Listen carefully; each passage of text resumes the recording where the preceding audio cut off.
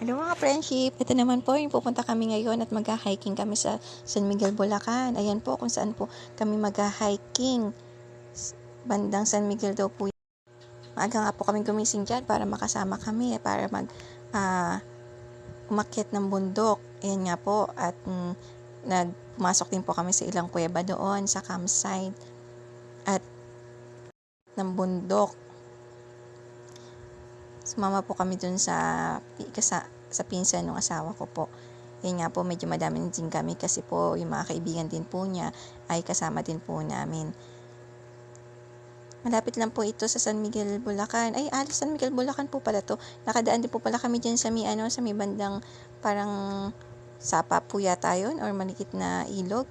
Tapos po yan, ay naku mga friendship, medyo nakakapagod nga pero enjoy din kasi makikita mo yung creation ng Lord kahit na napagod ka, makikita mo talaga na maganda pa rin yung mga nilikha ng ating Panginoon.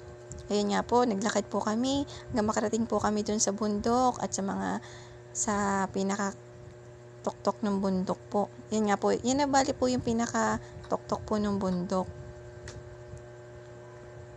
Ayun nga po, nag-picture-picture lang din po kami dyan at after po nyan, sumuot po kami sa mga maliliit na kuweba.